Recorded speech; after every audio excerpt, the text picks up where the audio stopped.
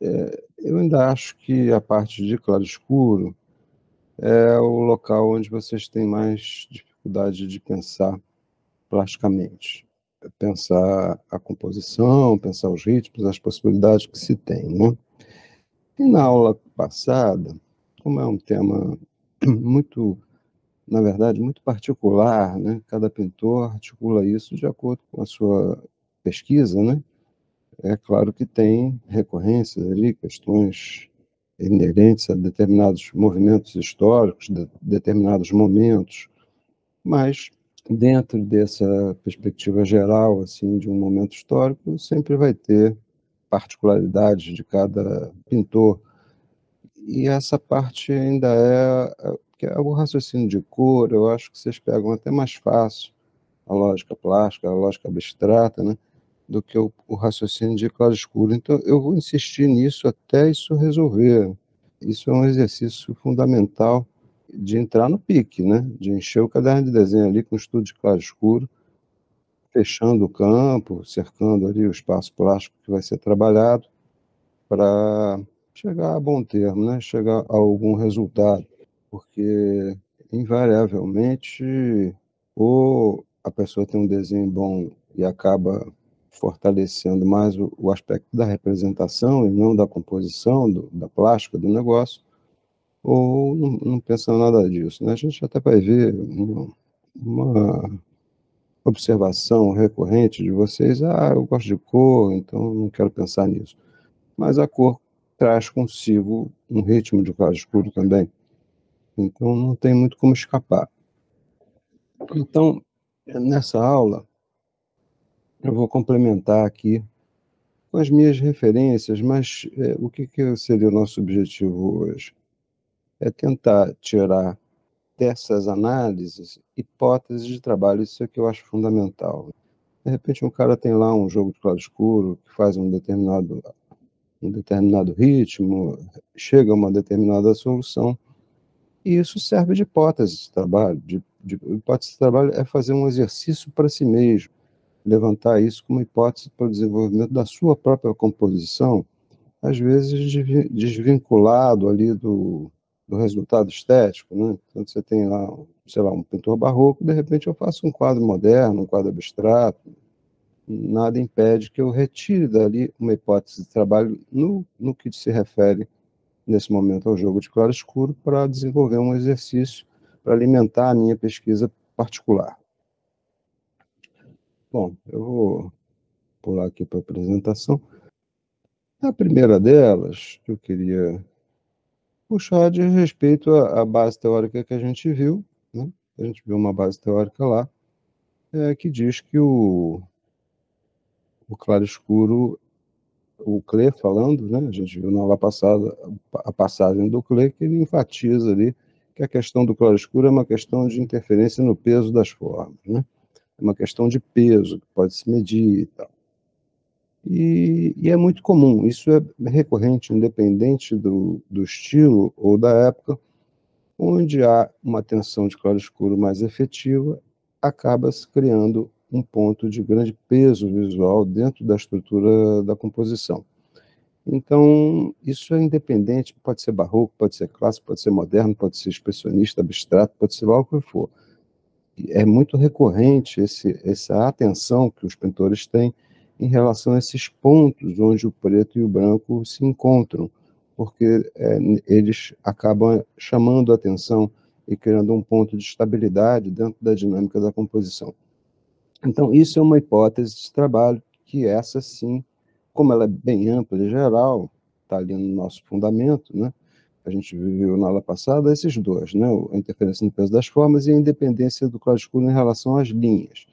Ora, os clássicos pensam primeiro as linhas, pensam isso também, né? Porque valorizam ou desvalorizam a linha, mas não chega a haver uma independência, um passar por cima da linha. A linha está lá, mas umas têm mais peso, outras têm menos peso, então, no fundo, o claro-escuro tem uma certa independência.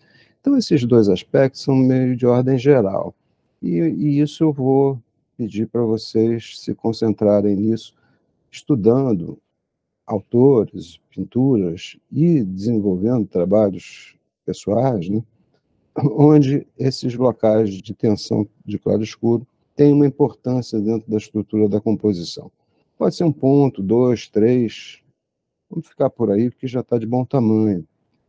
E o resto seria mais dissolvido. Ora, nesse Rembrandt é um excelente exemplo disso, né? A gente tem aqui, nesse núcleo, né, a gente tem essa figurinha daqui que é aquela adulta, né? Que é aquela história do quem nunca pecou atira a primeira pedra, né, e tal.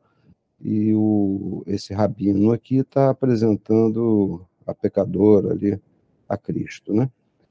Aí aqui ele bota preto e branco. A menina é branca e o rabino é preto. E isso cria um grande ponto de tensão tonal, sobretudo aqui. O maior. Aí, então, vamos raciocinar. Onde é que tem mais tensão de claro escuro dentro da composição? Onde é que o preto esbarra com o branco? É um ponto de tensão e de grande peso visual. Então, vamos elencar isso, seriam os nossos extremos, né? Onde tem mais tensão de claro escuro e onde a coisa flui de maneira ininterrupta, juntando as formas, né? Sejam lá quais forem as formas. Por exemplo, aqui atrás eu tenho um grupo que tem um certo desenho, né? Ele tem umas figurinhas ali e tal, mas é tudo meio que dissolvido ali, quase não há tensão. Aqui ele chamou um pouquinho mais de tensão e tal, mas é tudo meio dissolvido, tudo meio entonado, tudo tem menos contraste, o que faz com que o claro-escuro flua ali dentro daquela estrutura. Então, tem um preto principal aqui e um branco principal aqui, né? É claro, no contexto geral dessa pintura, o contexto é escuro, né? Mas aquele escuro, a gente vê que ele pula para cá, entre o Cristo e esse outro personagem aqui, né? Esse aqui e esse aqui, formam duas verticais ali, estão num cinza médio, estão num tom intermediário, vou botar logo para o claro escuro, né? O Cristo e esse camarada de cá estão num tom de claro escuro intermediário, né? Um cinza médio que mais ou menos predomina. O predomínio é o escuro, né? Ora, esse escuro do cara pula para cá para trás e meio que se dissolve ali, querendo fluir lá para cima. E no meio do caminho teriam esses tons intermediários, esses tons de cinza médio, que destacam, na verdade, e dão apoio ao ritmo das luzes. Qual é o ritmo das luzes aqui? Ora, o ritmo das luzes está nessa figura daqui, ela escapole um pouco para cá, chega a encontrar nesse cantinho aqui um ponto alto também, né? Então tem um fluxo aqui que sobe, vem pelas figuras aqui, pelas cabeças, sobretudo, e vai na direção, né? Cria uma dinâmica ali, né?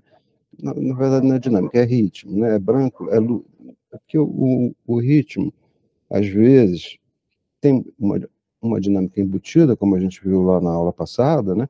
Ele pode participar dele uma luz, luz, luz, mas a luz às vezes não é tão clara numa área quanto na outra. Ele cria um ritmo enquanto luz, mas há variações ali dentro daquela luz. É o que acontece aqui, né? Eu tenho uma ênfase, sobretudo aqui nessa região, mas o Cristo também funciona como uma área de luz forte, sobretudo das cabeças e a mão dele, porque no contexto está tudo mais baixo, está tudo mais escuro. Então a gente sente esse movimento aqui, fazendo uma espécie de um arco ali, né?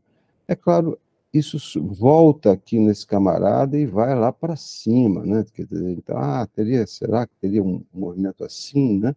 Um ritmo assim? Com certeza ele pensou também nisso, né? Nesse ponto é ritmo, mas esse cantinho aqui meio que quer fazer esse movimento para lá para cima, né?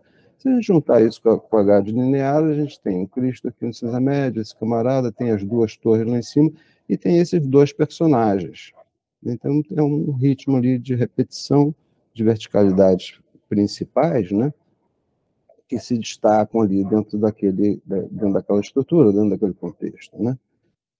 Mas o que que acontece? Como é que a gente raciocina isso? Ora, ele está na cara que ele escolheu ali um ponto de tensão de claro escuro, a luz se espalha para um lado, começa a passear, criar ações mais efetivas, porque o contexto é mais escuro, então a luz tem um ritmo mais prioritário, né?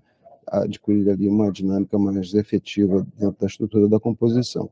Ao criar o ritmo dos escuros, ele acaba soltando os cinzas médios, né, que seriam esse tom aqui, esses dois aqui desses camaradas também, né, são destacados ali dentro da estrutura, como luzes, né, porque o contexto é todo um pouco mais baixo.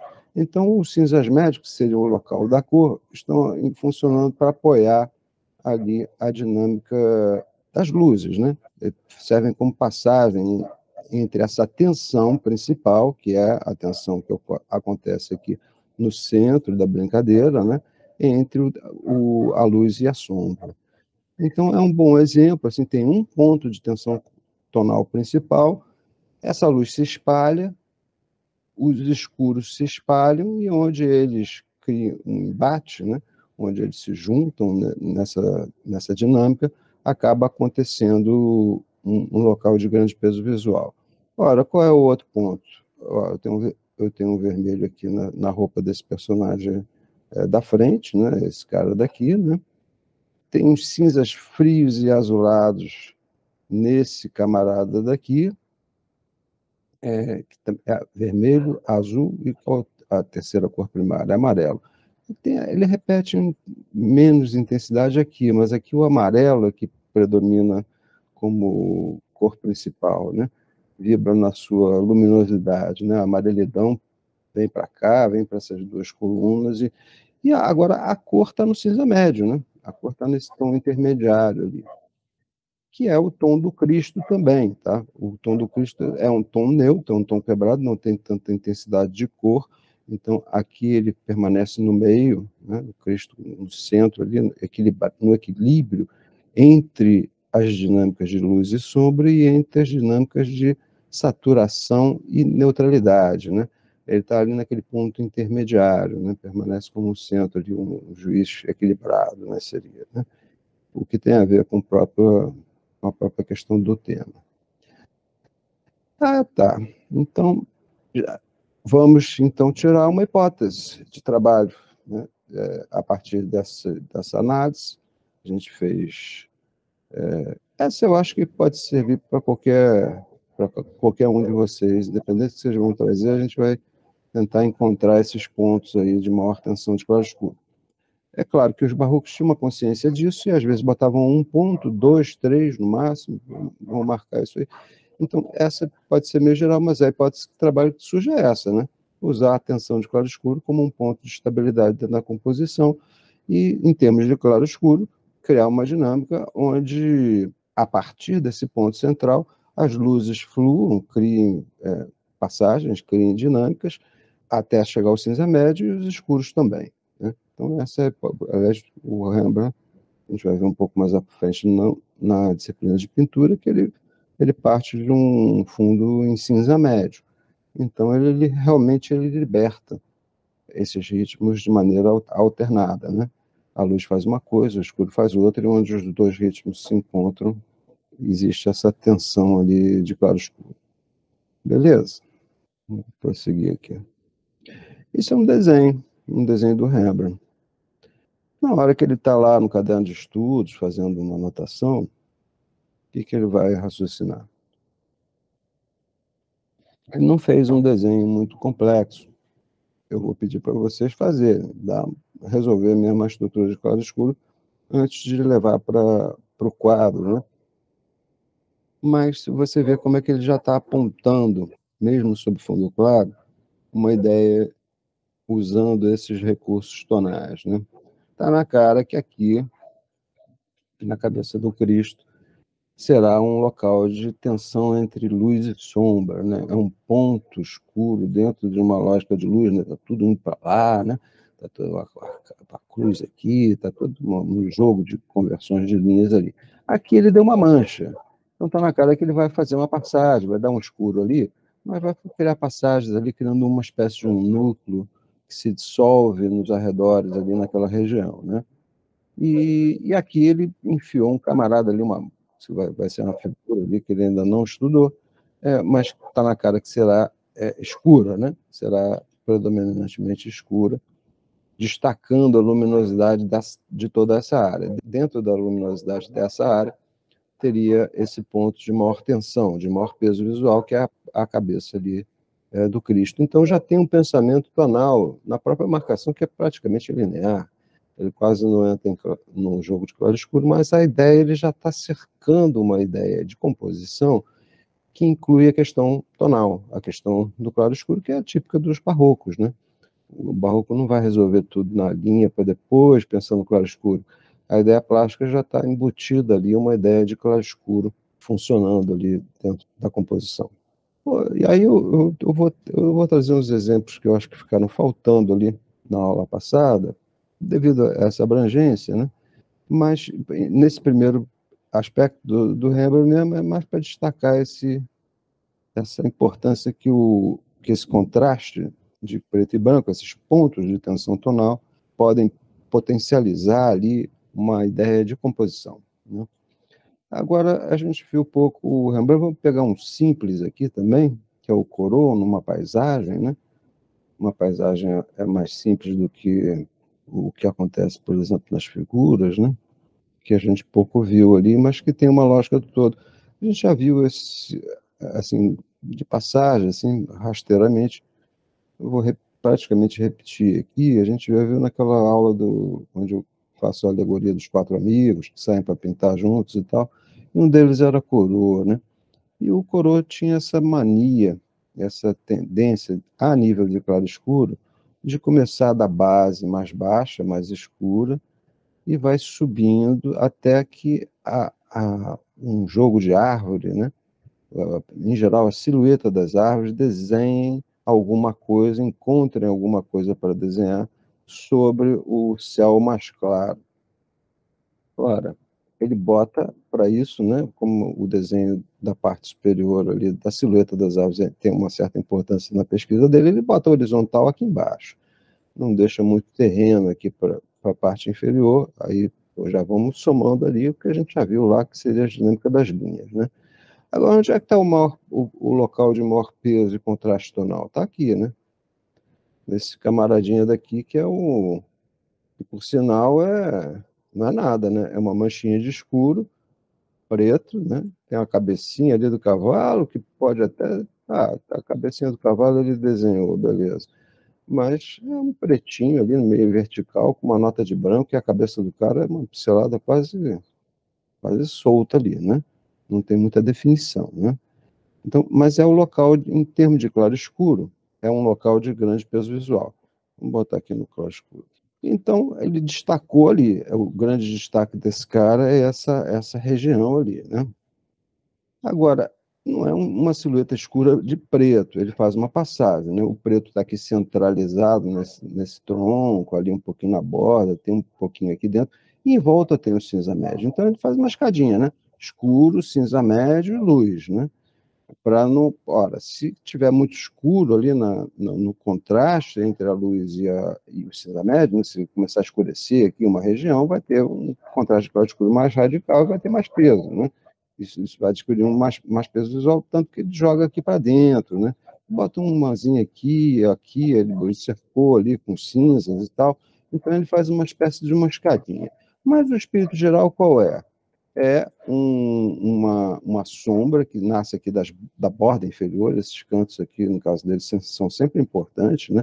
O escuro nasce daqui de baixo, vai subindo, desenha a minha copa, e às vezes a gente viu isso, vamos ver aqui de novo, às vezes essa luz do céu retorna ali para a base, né? Aqui no caso até retornou um pouquinho aqui, mas isso não tem grande peso visual na composição desse caso aqui, nessa pintura, né? Então a gente tem uma lógica aí, né? Em termos de claro escuro, né?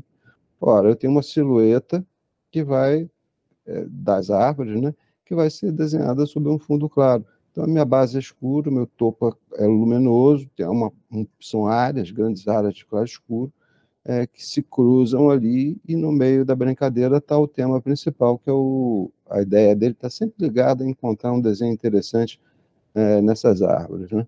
Na silhueta dessas árvores. Vamos conferir. Vou até pegar aqui uns quadros mais para frente, que ele adquire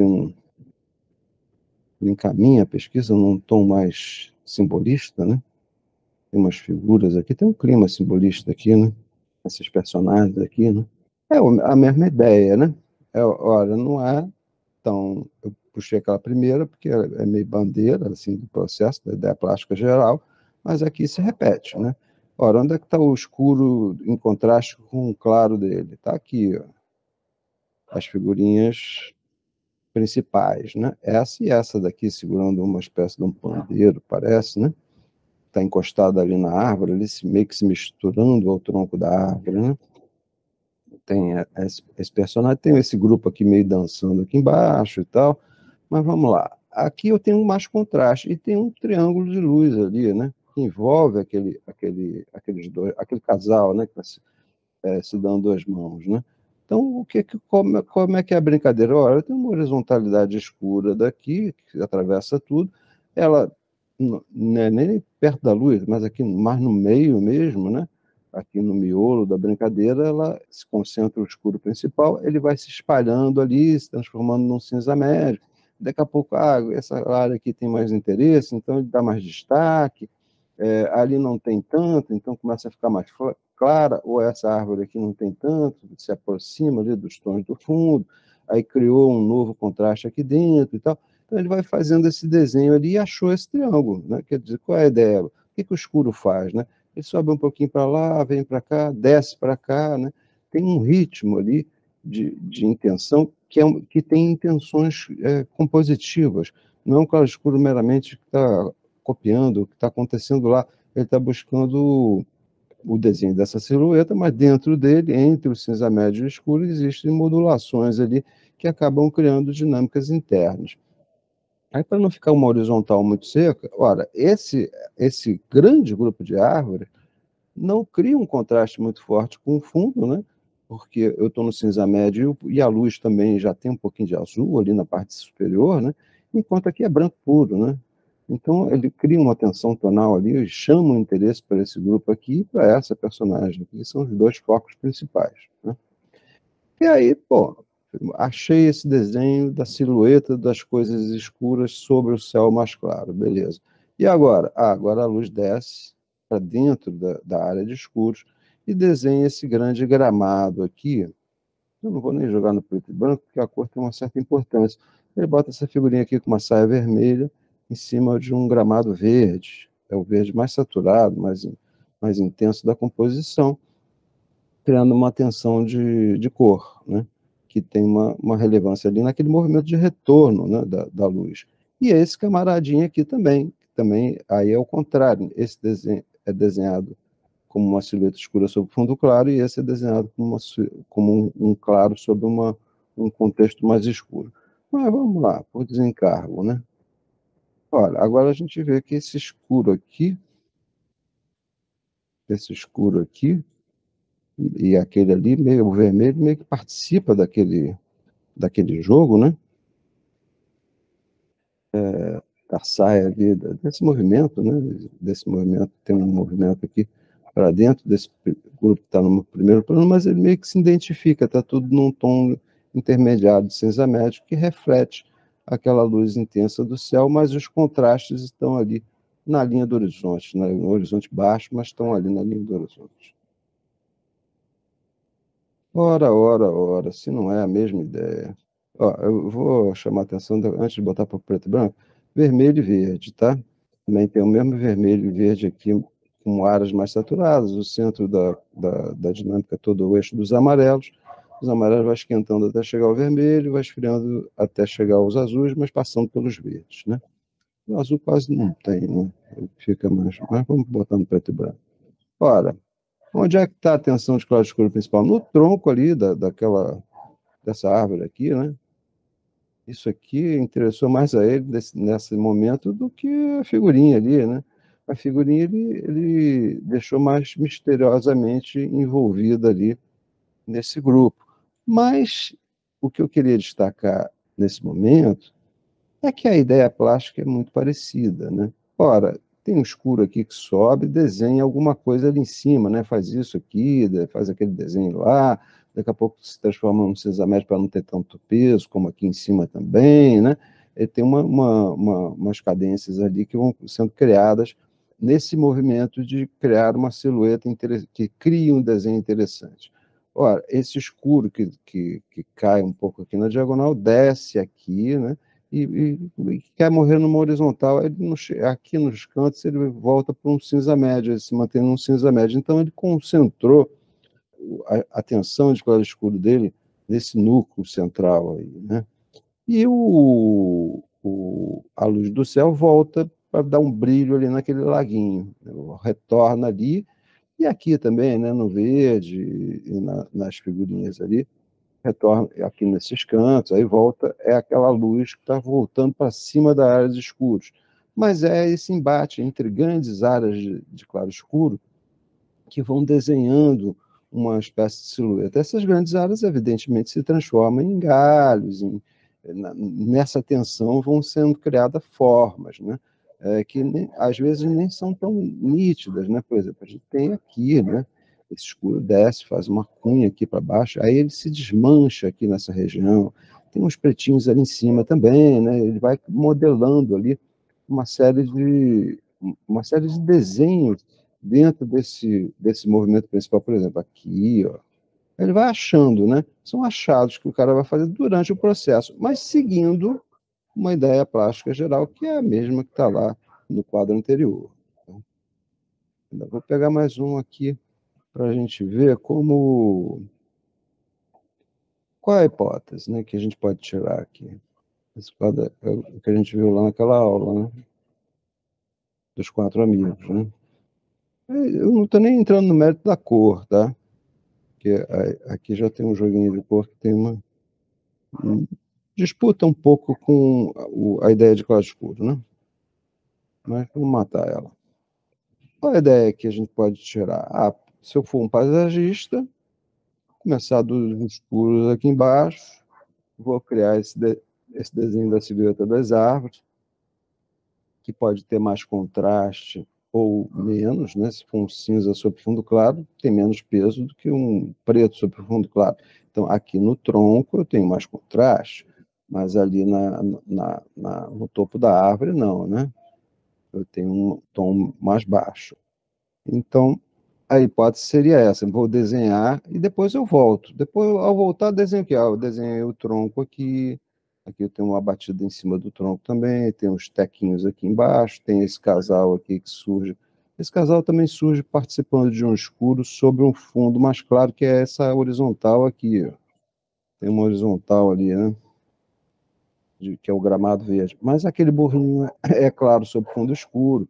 Tem um bichinho aqui também, né? Encostado na árvore ali, que também é claro sobre um fundo escuro. Então ele vai encontrando alguns desenhos a partir desse movimento que sobe escurecendo, em geral ali cercando a linha do horizonte, o limite, né, entre a luz e a sombra, é que tem os escuros mais fortes, né? Às vezes ele chega aqui no cantinho inferior e no cantinho superior, mas às vezes não, ele joga perto da linha do horizonte mesmo, né? Então, a gente tira daí uma hipótese de trabalho. Vou fazer lá, mas eu não vou fazer paisagem, não, vou fazer uma figura. Então, raciocina esse movimento, né? Começa do escuro, vai brincando com a tensão entre a forma e fundo. Algumas áreas são mais cinzas, outras têm mais preto, tem mais contraste, e aí depois volta com essa luz do fundo para dentro da figura, encontrando alguma coisa ali dentro. Pode ser ou uma natureza morta, enfim. O que eu estou querendo ensinar a vocês, eu não estou querendo estabelecer um exercício de clássico, que eu poderia fazer. Levantar uma hipótese, né? Vamos fazer isso ou aquilo em relação ao clássico, beleza. Mas eu estou querendo que vocês aprendam a fazer, aprendam a criar seus próprios exercícios e desenvolver suas próprias hipóteses de trabalho que alimentem justamente a pesquisa a partir dos autores que vocês tenham mais afinidade. Então, a minha ideia é essa. Assim, hoje, quando vocês disserem os autores que vocês têm afinidade, a gente vai tentar fazer um bate-bola ali, tentando encontrar qual é a ideia plástica de claro escuro, para tentar tirar dali uma hipótese de trabalho relevante para cada um para a sua própria pesquisa. Porque como é muito amplo, muito diverso, as possibilidades em relação ao claro escuro, né? E são muito particulares, assim, as soluções, inclusive, não tem jeito. A gente vai passar aqui um ano e não vai dar conta de tudo. de todos os exercícios possíveis de serem desenvolvidos.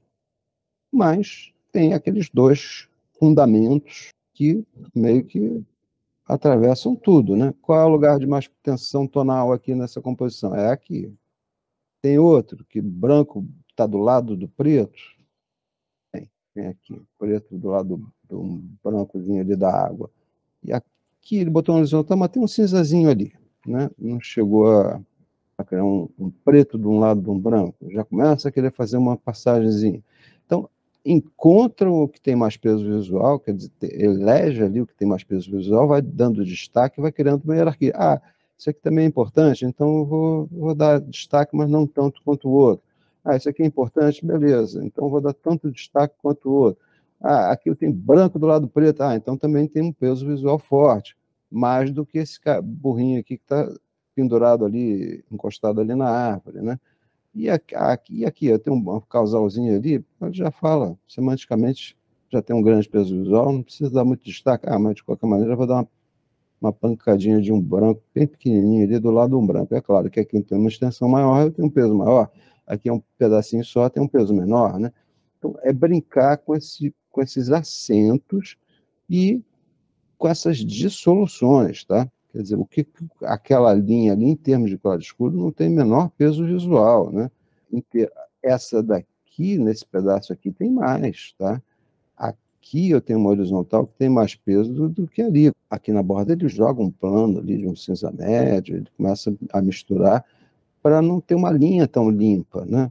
Ao recusar ali, botar uma linha muito limpa, ele acaba desvalorizando a horizontal quando chega na borda direita. Você vê, eu tenho cinza médio, sempre a borda é um importante na composição, tá, gente? É ponto de apoio, né?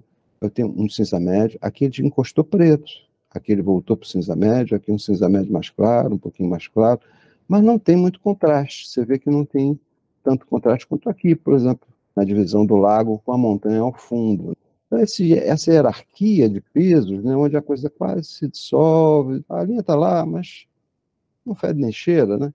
Está ali dissolvida dentro do contexto, é o outro lado da moeda. Um lado da moeda é o local de maior contraste de claro e escuro, e o outro local seria esses pontos de passagem. Esses dois eu quero que vocês tenham atenção a eles. Utilizem esses extremos como apoios, como elementos importantes dentro da estrutura da composição. Beleza? Ah, professor, isso está muito complicado. Então, a gente daí tirou uma hipótese, né? Tirou uma ideia. Então, nós vamos fazer um quadro à la Corot? Não, vamos pegar a mesma ideia. Esse é um quadro do Sutini, está no MASP de São Paulo, tá? Um expressionista moderno. Corot é um pintor do século XIX, da escola Barbizon, ali aquela tropa. E o Sutini é um expressionista da escola de Paris. Outra estética, outro objetivo. Mas a ideia plástica, em termos de claro escuro, é a mesma. Botou a linha do horizonte dele lá embaixo. O desenho da silhueta cria uma espécie de um padrão assim que se destaca ali de um azul luminoso do céu ao fundo. Então, é um azul meio esverdeado, ali, meio fechado, meio quebrado de cor, que é uma silhueta de escuro sobre um fundo claro, aquelas luzes são empastadas aqui, são pinceladas que culminam ali numa forma meio maluca ali em cima, né? Tem um fluxo de luz que faz isso aqui no meio do caminho, que acompanha aquela dinâmica dos escuros, é preto e branco. É silhueta, não é um contraste de um desenho de um contorno mais definido ou menos definido, mas é uma tessitura que cria mais destaques ou menos destaques sobre o fundo claro. Aí, bom, a minha árvore tem mais peso visual do que tudo que está ali no horizonte, né? Sobretudo desse lado de cá, tá mais no cinza médio, né? Esse lado de cá chega até quase ao preto, mas aí pô, achou, bom, meu fundo é azul sobre azul, ali em cima, né? Misturou com aquele amarelinho dali, tá vendo? Esses tons escuros de azul com esse amarelinho aqui, o resultado é verde, né? O fundo está aqui, né? A gente vê logo a gênese do negócio, mas a ideia é a mesma, né? O escuro vem aqui, vai desenhar alguma coisa sobre o contexto mais claro, e aí aquela luz volta para sobre a área de escuros, a área do primeiro plano, achou uma notinha de amarelo e uma notinha de vermelho. Tem as três cores primárias, azul, vermelho e amarelo, fechou a ideia plástica do quadro.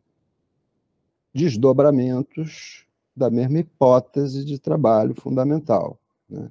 Então, essas hipóteses de trabalho é o que eu quero que vocês aprendam a encontrar, porque elas não estão ligadas a um resultado estético determinado, mas elas alimentam a composição com uma ideia que dá um sentido a essa composição.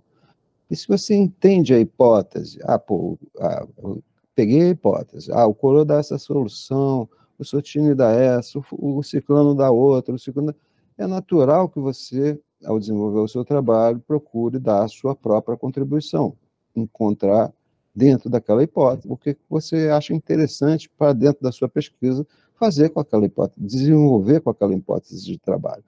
Então, a noção que eu estou querendo passar para vocês é esse aprender a pescar, né? Aprender a encontrar, ao fazer essas leituras que a gente faz das obras históricas, não é para macaquear um resultado, para copiar um estilo, para copiar uma ideia, fazer pintura à la Sotini ou à la Corot, e sim para encontrar essas hipóteses, de preferência essas que vários pintores utilizam, obtendo resultados distintos, porque elas é que são abertas, elas é que são provocadoras de novas ideias, de suas ideias. Outro exemplo que eu queria puxar, a gente já viu esse quadro aqui também, que é um quadro do Sutini, que é outro, um pintor mais linear, mas é da Escola de Paris também. Então, temos aqui um Tamayo que a gente já viu, eu já comentei esse trabalho, inclusive. Ele tem um fundo que é luminoso na parte de cima. A gente está fazendo uma pesquisa. A gente, em vez de ler livro, a gente lê pintura.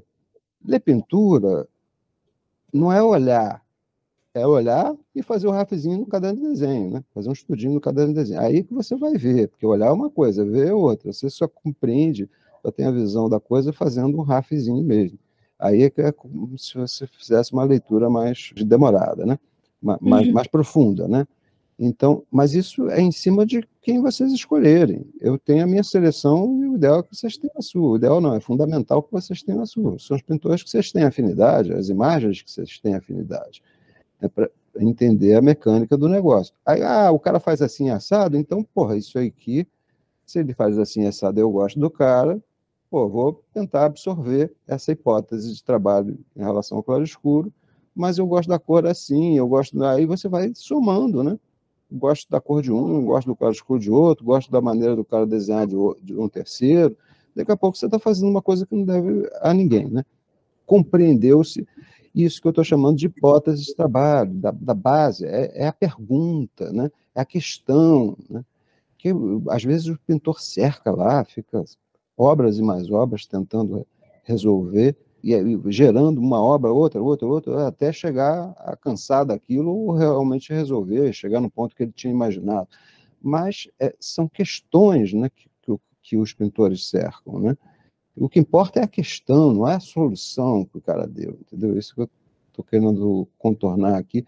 E em relação ao claro escuro, isso é fundamental, porque é muito particular, as soluções são muito específicas, tanto dos pintores, quanto dos estilos, quanto das pinturas, né? Porque o mesmo pintor, dependendo do motivo que ele está trabalhando, ele dá uma solução de claro escuro completamente diferente do que outra pintura que pede uma outra solução de claro escuro. Ele encontra ali uma ideia de claro escuro diferente, que não tem nada a ver com o que ele tinha feito outro. É claro que um Corot, por exemplo, a gente viu que tem uma certa repetição, uma certa coerência. Se você pegar as gravuras do Rembrandt, você vai começar a ver que, em geral, dá para ter uma leitura assim, bem superficial, bem grosso modo, né? A diagonal de sombra acompanha uma diagonal descendente, e a diagonal de luz são cruzadas, né? E uma diagonal de sombra e uma diagonal de luz que se cruzam no tema dele. Em toda a gravura ele faz isso? Não. Dá para tirar, mas a gente sente esse princípio geral que comanda a pesquisa dos caras, né?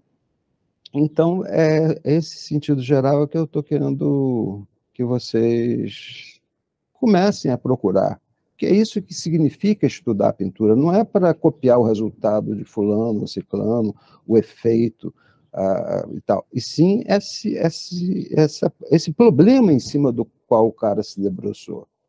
Se você reconhece o problema, você reconhece até melhor se ele deu uma boa solução ou não, né?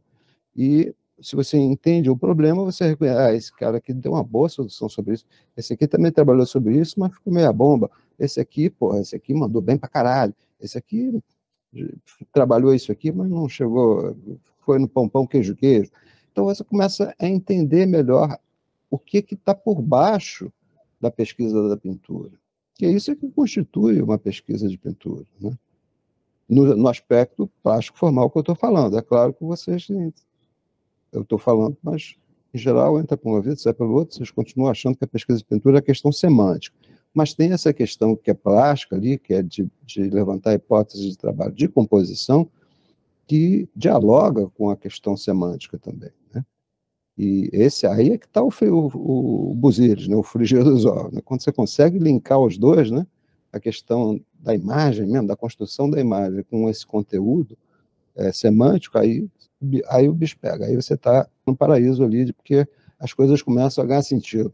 Tanto a composição começa a ganhar um sentido poético, quanto a poética começa a ganhar corpo. Então, eu tenho aqui o Tamayo, ele faz o fundo claro descendo para o escuro, o escuro subindo para o claro. Não é um claro-escuro de representação, né?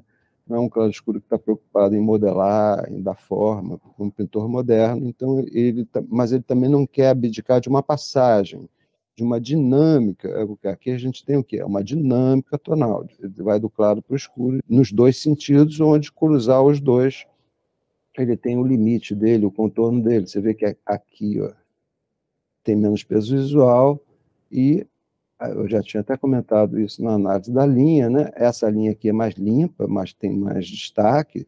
Agora, aqui ele não bota tanto destaque, ele não bota tanto contraste.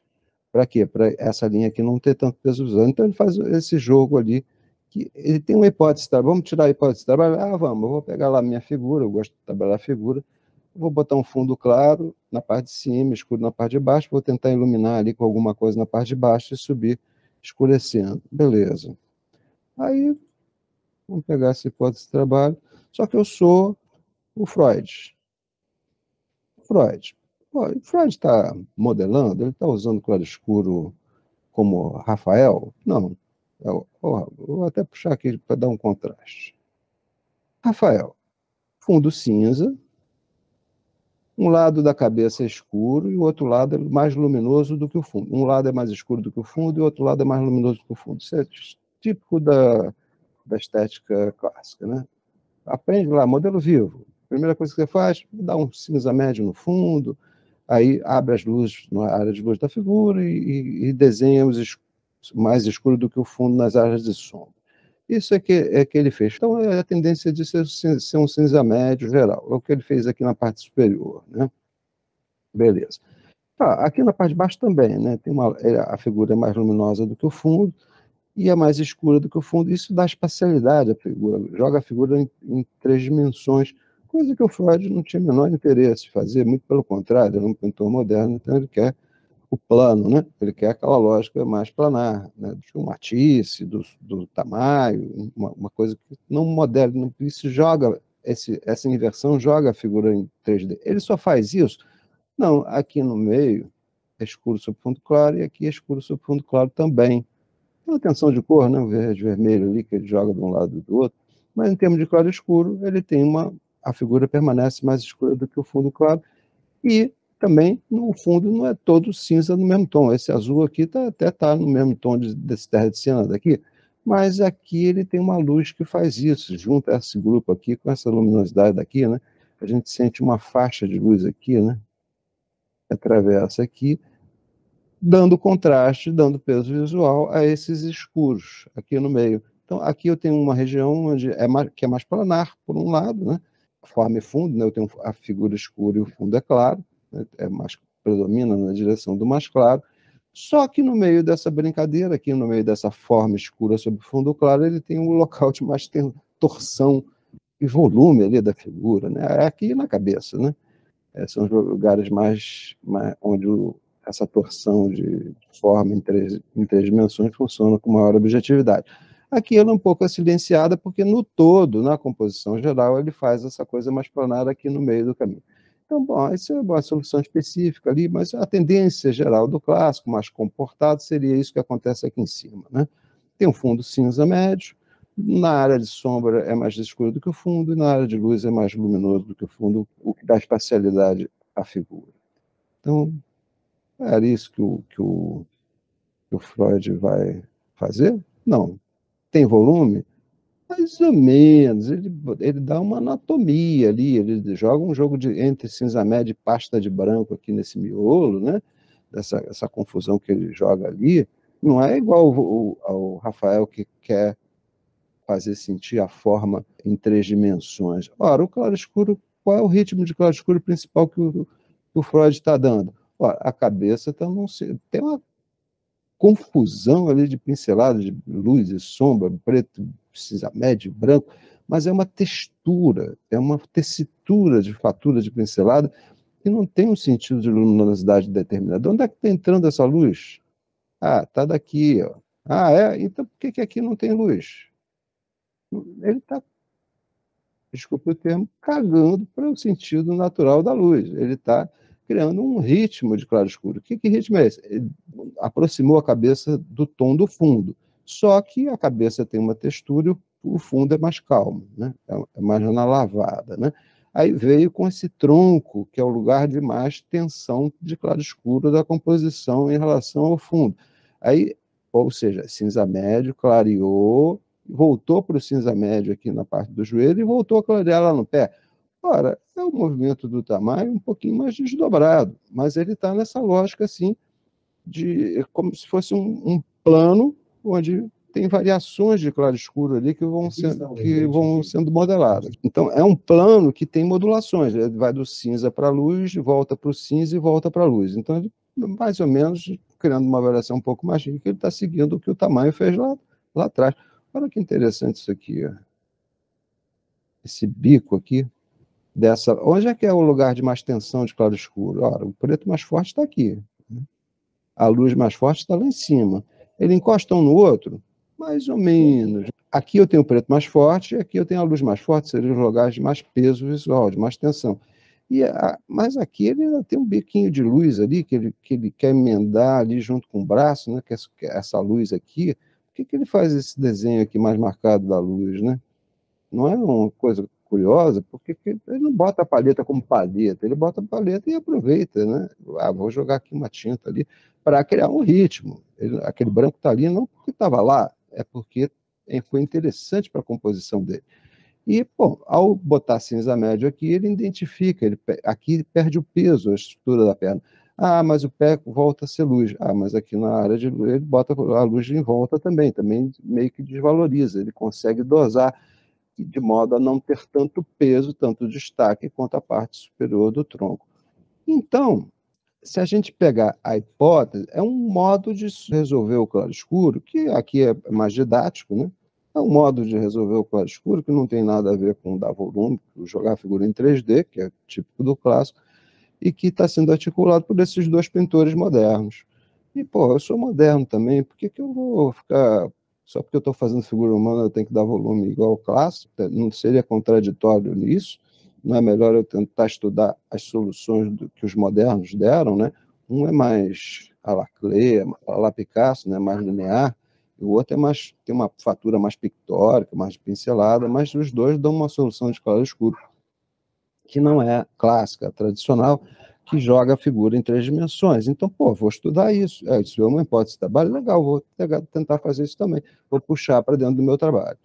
Um é completamente diferente do outro, e o meu trabalho vai ser também, então, beleza. Se eu entender, peguei o problema, tá de bom tamanho.